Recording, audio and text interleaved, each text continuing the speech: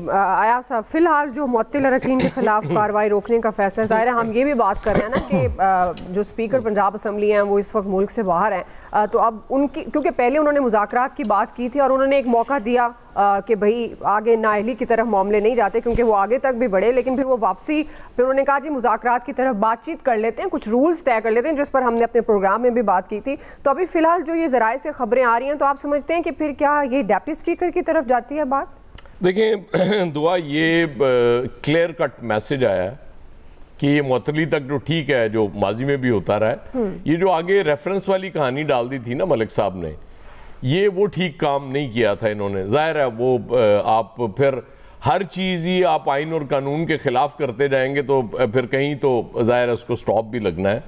और मुझे नहीं समझ आ रही कि ये गवर्नमेंट, भाई मखसूस नशस्तें भी मिल गई, अब आपको तो मैसेज ये देना चाहिए कि हम कोई स्टेबिलिटी की तरफ जा रहे हैं, लेकिन ये अज खुद इंस्टेबिलिटी पैदा करना चाहते हैं। ये मेरी समझ से बाहर है। ये कितने समझदार लोग हैं, कितने कमाल लोग हैं जो इस तरह की हरकतें करते हैं। बाकी रहा स्पीकर साहब, वो कोई नहीं, वो शरीक हुआ करेंगे इजलासों में वीडियो लिंक के ज़रिए। वो लंदन कौन सा दूर है, और बाकी भी उन्होंने और भी कहीं घूमना फिरना है, बड़ा ज़रूरी होता है ना। मैंने आपसे पहले भी अर्ज़ किया था कि IMF के अब चूँकि डॉलर्स बहुत आ गए हैं तो फिर वो हमने खर्च भी तो करने हैं ना कहीं वो खर्च होते रहने चाहिए। वो ये रौनक लगी रहती है इससे।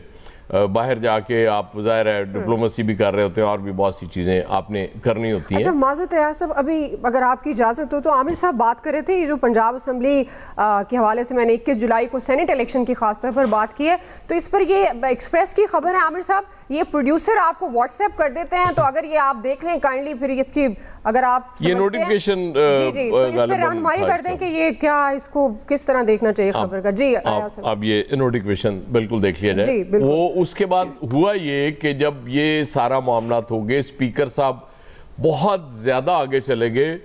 उसके बाद उनको समझ आई कि नहीं, ये तो मैं बहुत गलत खेल बैठा हूँ। और फिर जिस तरह से तनकीद हुई, अगरचे लोग नहीं मानते कि वो तनकीद की वजह से कुछ उन्होंने बैक सीट ली, लेकिन एग्जैक्टली ये हुआ। स्पेशली वो जो तस्वीर छप गई सिकंदर सुल्तान राजा साहब, ज़ाहिर है वो बहुत से लोग उनको पसंद करते होंगे, लेकिन इस मुल्क की अक्सरियत उन्हें पसंद नहीं करती। और वो इलेक्शन में हमने वो रिज़ल्ट हमने देखा था। उसमें मलिक साहब ने फिर जब देखा कि मामला हाथ से ज़्यादा निकल गए तो एक ऐलान किया था उन्होंने, एक बात की थी। उन्होंने कहा था कि यार वो रब्ता कर लो मुझसे, आ जाओ। उन्होंने रब्ता नहीं किया। उसके बाद इन्होंने प्रोसीजर अडॉप्ट किया, जो ज़ाहिर स्पीकर का राइट है, वो उसका सरबराह होता है असेंबली का, वो जब फिर करेगा प्रोसीजरल, उसमें तो आना ही चाहा उनको, उन्होंने बिल्कुल ठीक किया। अगर वो ना आते और मतलब आप कहते कि डट जाते, तो फिर आपने कहना था यार ये इंतहाई गैर जमहूरी पार्टी है, जमहूरियत का इनको पास ही नहीं है। अच्छा, जब वो कोई जमहूरी काम करने जा रहे होते हैं हमें उस पर भी एतराज़ होता है, वो नहीं करते तो वो तो खैर एतराज़ है ही हमारा हमेशा से। तो फिर उसके बाद वो उसमें शामिल हो गए। अब ये मैसेज चूँकि क्लियर कट आ गया कि ये मुअत्तलियाँ माजी में भी होती रही हैं, ये मुस्तकबिल में भी होंगी, यहाँ तक ठीक है। इससे आगे जो रेफरेंस वाला खेल है ना, वो काबिल बर्दाश्त नहीं है। अब देखें ना, 26 अरकान को आप नाअहल करार दे दें 26 ज़िमनी इलेक्शन फिर करवा लें आप। मतलब ये आप क्या चाहते हैं यार इस मुल्क में? और फिर इलेक्शन सबको पता कैसे होना है, फिर और ज़्यादा वो तनकीद होती है उस पर। तो जाहिर है वो मेरा ख्याल है कि तनकीद भी एक हद तक बर्दाश्त की जाती है। उसके बाद वो चाहे चाचा हो या मामा हो, वो जब कहता है कुछ तो फिर जाहिर है बड़ा बुरा लगता है। तो इसलिए बेहतर है कि इन चीज़ों से बचा जाए ताकि ये नौबत ना आए।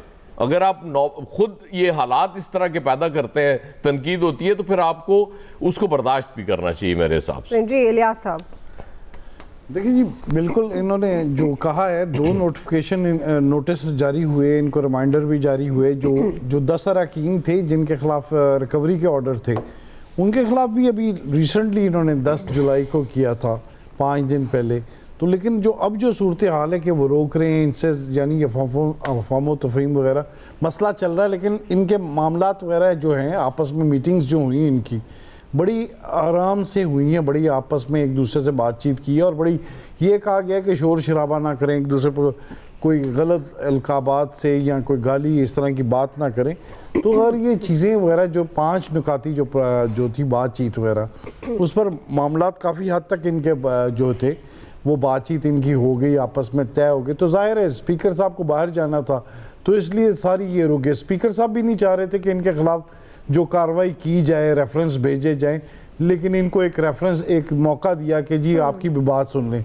यानी कि मामला उधर से हो गए थे कि बाहर से लोग चाह रहे थे कि आपस में बैठे रहें, लेकिन ये जो चीज़ थी कि पीटीआई को बाकायदा असम्बली से बिल्कुल सारा ख़त्म कर दिया जाए या निकाल दिया जाए, ये गवर्नमेंट की ये बातचीत ये नहीं हो सकी, क्योंकि स्पीकर साहब ना इनको निकाल सकते थे जो रेफरेंस वगैरह। अगर ये कोर्ट में चले जाते, ये भी इस तरह के कोर्ट में नहीं गए ना, क्योंकि इनको पता मामला तय पा जाएंगे। और जैसे इनको आज वोट देने का भी हक दे दिया, नोटिफिकेशन वगैरह उसके लिए जारी कर दिया, और इस तरह की जो चीज़ें हैं कि अगला मुमकिन है जब स्पीकर साहब वापस आ जाएं तो उनको इजलास में शिरकत की भी इजाज़त दें। अभी तो 5 इजलास के लिए कहा गया, तो लेकिन इजलास में इजाज़त दे दी जाए। तो ये इनके मामला जैसे जिनके साथ यकजहती के लिए किया गया, गंडापुर साहब आए इधर पंजाब में, इनके साथ यकजहती की इजलास किया, बल्कि ये उसमें जाके ये सारा किया, और उसमें भी इतनी रिलैक्स किया गया, पीटीआई को उस तरह पकड़ दकड़ नहीं की गई जिस तरह के की जाते थे कि इजलास जलसे करने की इजाज़त दी जाती थी लाहौर में। वो उसी तरह आराम से आए, सुकून से इजलास करके, प्रेस कॉन्फ्रेंस करके और अपनी मीटिंग्स वगैरह करके चले गए। बल्कि ये कहा जाए कि पीटीआई आपस में ही अंदर से टूट फूट का शिकार है, आपस में एक दूसरे से लड़ रहे हैं, झगड़ रहे हैं, इस मामलात वगैरह इस चीज़ों को लेके जा रहे हैं, बानी के पास लेके जा रहे हैं कि जी उसने ये नहीं किया, उसने ये नहीं किया, बजाय कि रिहाई के मामले को लेके ना इस मामले को चल रहे हैं। अब जो इनको ने करनी, एहतजाज करना, रैली निकालनी, उस पर मामला इनके आपस में सेटल नहीं हो रहे। तो ये जो है इनके, ये तो मामला जो है, मामला जो उछला था, इतना ज़्यादा चला था कि इसमें इनको सेट कर लिया गया। स्पीकर साहब ने अपनी बात पर अपनी जो चीज़ें हैं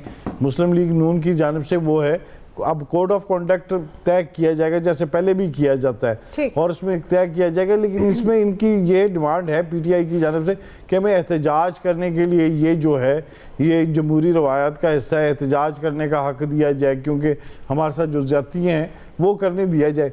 इस तरह की जो चीज़ें हैं, क्योंकि पहले तो इनको असम्बली में भी नहीं घुसने दिया जा रहा था, अब तो मुज़ाकरात के लिए घुस रहे हैं, ये बाहर इजलास कर रहे थे अपना, वही रवायती अंदाज में जैसे पहले होता था उसी तरह ये चीज़ें चल रही हैं। लेकिन इसमें यह है कि मामलात इनके तय पा रहे हैं काफ़ी हद तक। चले फैसल साहब, वैसे तो ये अच्छा है, सियासी तौर पर बातचीत से मामलात को आगे बढ़ना चाहिए, और अगर कहीं पर ज़्यादा मामला बढ़ता हुआ दिखाई दे रहा है और उसको ऐसे ही कवर अप चले, अगर स्पीकर साहब नाराज़ हैं तो डिप्टी स्पीकर ने कर दिया, जो ज़राए से खबरें हैं, तो ये भी अच्छा। लेकिन आप इसको किस तरह से देखते हैं? क्योंकि हम तो यही देखते आ रहे हैं, असम्बलीज़ में अपोजिशन इसी तरह से तनकीद भी करती है, शोर शराबा भी देखने में आता है, और हम खबरों में ये एक मखसूस वर्ड इस्तेमाल करते हैं जब भी बजट इजलास हो, वज़ीर आज़म, वज़ीर आला की तकरीर हो, इवन अपोजिशन लीडर की तकरीर हो कि ऐवान मछली मंडी बना रहा, कॉपियां फेंक दी गई, फाड़ दी गई। तो आपके ख्याल में ये एक तो क्या अदम बर्दाश्त की जो आमिर साहब और अयाज साहब भी बात कर रहे थे,